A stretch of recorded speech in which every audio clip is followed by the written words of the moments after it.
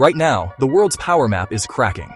In Venezuela, the US just captured a sitting president with a military strike and flew him to New York to face trial. The US now claims it will control Venezuela's oil sales indefinitely. Meanwhile, across the globe, Gaza fuels a moral firestorm.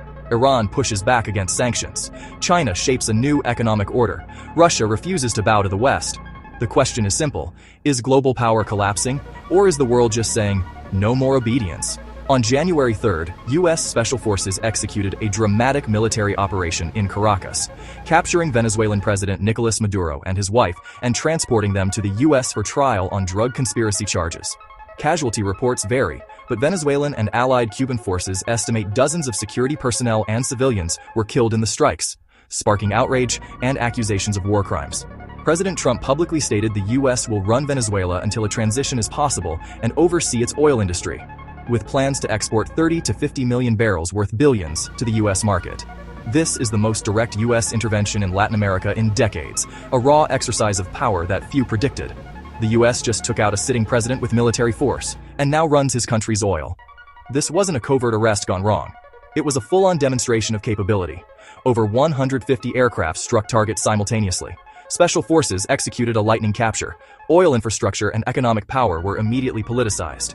Yet international law experts call it a blatant violation of sovereignty, unanchored in any UN mandate. Look closely.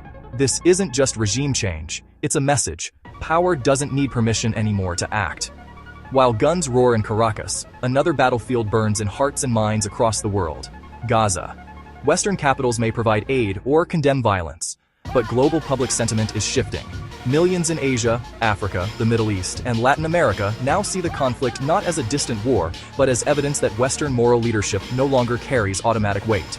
People aren't just watching, they're judging. In Gaza, global public opinion flipped, and Western moral authority took a hit. Iran didn't buckle under sanctions, it became more assertive. Russia didn't retreat after years of pressure. It recalibrated. Both countries are now key pillars in the geopolitical resistance to unilateral Western pressure. Tehran continues strategic diplomacy with China and neighboring states. Moscow leverages energy and military alliances. They are not shrinking. They're redefining what resistance looks like. Iran and Russia aren't obeying the West anymore. They're rewriting the rules.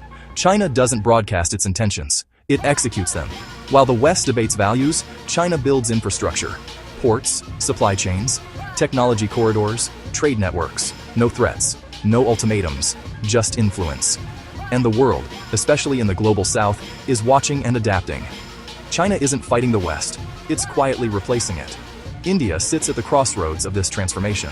It doesn't bow to pressure, it doesn't align blindly, it negotiates on its own terms.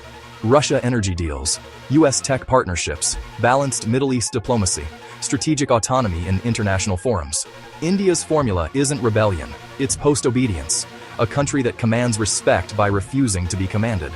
India isn't anti-West, India is post-obedience. So what does this all add up to? Not chaos, not collapse, not global breakdown, but a shift in how power is delivered and how nations respond. Nations now demand negotiation, not dictation. Public opinion drives policy, not just elite alignment. Economic ties matter more than military threats. Power used to be, we command, you follow. Now it's, we influence, you decide. And that makes power more contested than ever.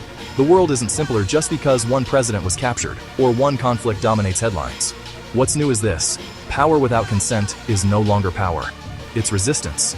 This is the arrogance of power, and the world is pushing back. Subscribe to Seminal Affairs if you want to decode the next seismic shifts before the rest of the internet catches up.